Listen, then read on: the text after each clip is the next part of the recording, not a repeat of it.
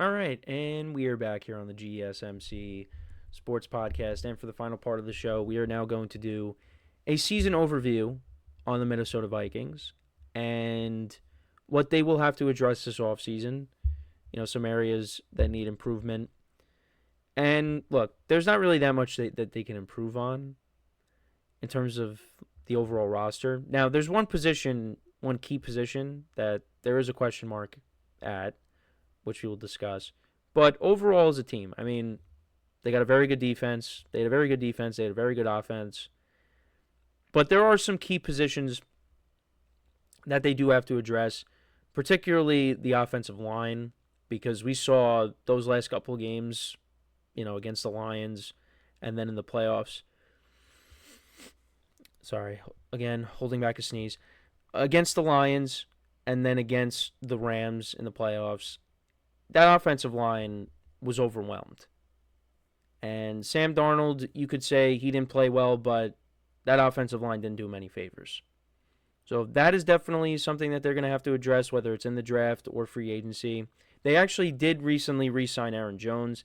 I know that was one thing that I might have talked about recently is what they might do with the running back situation because Aaron Jones was a free agent. Were they going to bring him back? But they do bring him back on a 2-year deal. He did have a good year for them.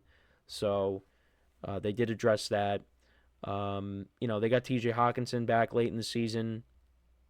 Obviously, Justin Jefferson, top receiver in the league, had another big year. Jordan Addison had a good year as well. The offense, really no complaints besides the offensive line. The defense, they could look to maybe, I was looking at, what the Vikings could use, maybe an interior defensive lineman, a corner. Secondary help could be something that they can address as well. But, I mean, going into the year, I only had the Vikings winning around maybe 6 games because I just didn't know what to expect out of the quarterback situation. Because they were going into the year with J.J. McCarthy and Sam Darnold. Then J.J. McCarthy ends up getting hurt. And then Sam Darnold takes over. And I saw Sam Darnold live, first game of the season against the Giants. And played well. And the Vikings, the only games that they lost in the regular season were to the Rams and the Lions. Yeah, the Rams and the Lions. Really, those are the only 2 teams they lost to all year. The Rams and the Lions. They got swept by the Lions, and then they lost to the Rams twice, both in the regular season and in the playoffs. Other than that, they beat everybody else. And Sam Darnold on the season, this was his best year, by far.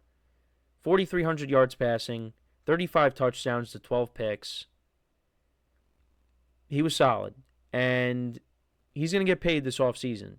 Now, I don't know what's going to happen if he's going to go back to Minnesota. I made that prediction, but now all of a sudden Seattle now has a quarterback spot that's opened up, and that could be a possible suitor. So we'll see what happens there, but I mean, he's kind of been a journeyman the last couple of seasons. He gets traded to Carolina, then he spends I think 2 seasons there. Yeah, spends 2 seasons there. Then he's the backup to Brock Purdy. Didn't really play that much. And then he goes to the Vikings, plays really well. And, he's going to earn this contract that he gets. But, you have these conversations on, well, where's he going to end up? Because he could end up going to a team and not being a starter. But I think he wants to start. I think he's earned that right, but it's going to be where is it now? Like I said, Seattle has opened up a spot. But I think, wherever he ends up, even if he goes back to Minnesota, there's going to be competition there. J.J. McCarthy is going to be healthy. And, you're hearing that the Vikings want to move forward with him. You're also hearing that maybe, Darnold comes back. Maybe they trade J.J. McCarthy. I don't know. He could also maybe go to the Colts and compete with Anthony Richardson because they want to bring in competition. The Titans need a quarterback, but I don't know who's going to go there. They can end up just bringing back Mason Rudolph and just have him and Will Levis compete. Or maybe the Titans take a QB in this draft. And their competition for Will Levis. But like I said, they brought back Aaron Jones. He had 1,100 yards rushing, 5 rushing touchdowns. He was good for them this year. He did miss some time due to injury. Justin Jefferson was unbelievable. He could play with whoever, doesn't matter. At quarterback, 1,500 yards receiving, 103 receptions, 10 touchdowns. Jordan Addison had 875 receiving yards and 9 touchdowns.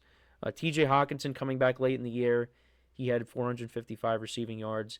He's gonna have a better year next year. Being back the whole year. Jalen Naylor had 6 touchdowns on the season, kind of that third wide receiver option. And then on the defensive side of the ball, Andrew Van. I don't know why I keep saying Anthony, but Andrew Van Ginkel had a good season. Had some pick sixes. One was against the Giants. One was against the Jets. You also had Blake Cashman, who had 4.5 sacks. And also, Van Ginkel had 11.5 sacks on the season. Jonathan Grenard, who they got over from Houston, he was a good signing. He had 12 sacks on the season. Patrick Jones, their other defensive end, he had 7 sacks on the season. Vikings defense was solid. And, they did come up flat the final 2 games. You expected them to do more. I mean, you expected the NFC North to do more as a whole. That was the best division. And they didn't win a single playoff game. You had the Vikings and the Lions coming down to the last game of the regular season. And both teams were at 14 wins. And whoever won that game would get home field, a bye, which ended up being the Lions. And the Vikings ended up being the 5th seed as a 14-win team. And then they had to go on the road. They didn't play the Rams in L.A. They played them in Arizona because of all the wildfires that were going on. And the Rams dominated them in that game. That game was never close. The game against the Lions, the Vikings had opportunities, but they ended up not taking advantage of those opportunities, particularly near the goal line, and ended up losing. And that's kind of why people are hesitant, I think, also to maybe pursue Sam Darnold. I think Sam Darnold's going to end up with a team. It's just, who's that going to be? But like I said, there's some areas that they need to address. The quarterback situation, though, what's going to happen? Are they going to bring back Sam Darnold, or are they just going to ride with J.J. McCarthy? And we saw them move off of Kirk Cousins last offseason.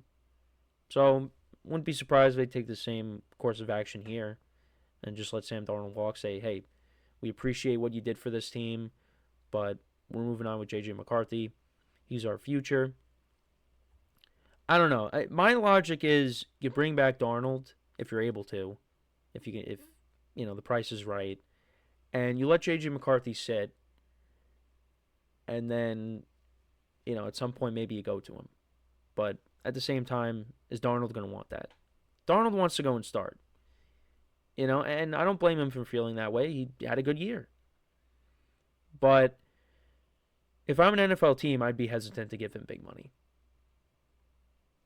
I think he does deserve to get a contract because of how he played last year. But also, if I'm an NFL team, I'd be worried to give him a multi-year deal and commit to him and make him my starter, because he only did this for 1 year. And he did it for a team that is loaded.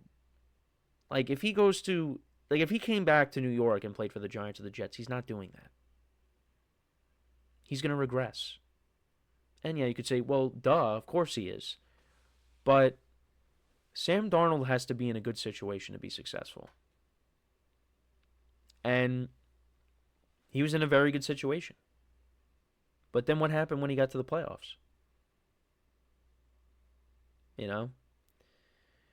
It's going to be interesting what they do there. Again, there could be a scenario where they bring back Darnold and then they trade J.J. McCarthy. But who knows? Now, going into this year, though, 2025, the division, I would imagine, is going to be better. I think the Bears are going to be a better team. They've improved their offensive line. I think, if Jordan Love is healthy next year and the Packers can upgrade at receiver, they're going to be back. And then you got the Lions. Now, they did lose Aaron Glenn and Ben Johnson. So how is Dan Campbell going to, address this? What kind of coaching staff are we going to be looking at next year? But they still got a ton of talent on this team. Aiden Hutchinson is coming back from his injury. This is going to be a tough division. I don't think the Vikings are winning 14 games. Now, I don't think they're going to be winning 6 next year. We got to see what they end up doing. But this is a well-coached team, and I think they will be a competitive team once again next year. And like I said, there's not really that much they really have to address. But yeah, the offensive line, based off of what happened the last couple of games, that's a position that's an area that they need to clear up. But let me know what you guys think, though, about the Vikings season. What were your takeaways from it? Let me know in the comments. And that is pretty much it for the show for today. Thank you guys for tuning in. We'll see what else happens over the next, day or so. I mean, things are really going to start happening this week. A lot of free agency stuff. But there's stuff I didn't get to today that I'll get to tomorrow. We'll talk about the Geno Smith trade. We'll talk about Josh Allen's extension.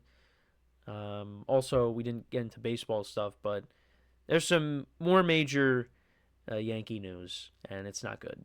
It is not good. And you guys know what I'm talking about, I'm sure. But things are quickly taking a downward spiral for the baseball team that I root for. And I'm losing optimism on the season. And the season hasn't even started yet. So that'll be discussed tomorrow. We'll do a season overview on the Lions as well. So that'll be the last team that we cover in the NFC North. And then we'll move on to the NFC West. So moving along with that. But there's a lot more moves that are coming when talking about the NFL. We haven't even scratched the surface yet.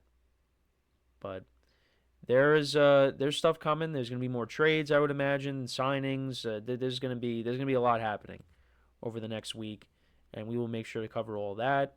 And of course, sprinkle in all the other sports as well. We did talk some NBA today with, the Lucas stuff and not the Lucas stuff, the Jokic stuff, and LeBron getting hurt. The NBA action tonight. I mean, you got the Knicks and the Kings playing late. Actually, Nuggets and Thunder again. We did talk about that before. So there are some good games on tonight. The Suns have a big game tonight against the Grizzlies if they want to try to make the playoffs or the play-in. So, yeah, we're moving right along here. But I hope you guys enjoyed the show today. We'll be back again tomorrow. Make sure to check out all the other shows as well on the network. Make sure to give the other show some love, like I always say. Make sure to subscribe to our channels. Make sure to leave a like and comment on our videos. And until next time, I'm Kenneth Grunfelder signing off from the GSMC Sports Podcast, brought to you by the GSMC Sports Network. Have a good day, and I will talk to you guys tomorrow. Take care.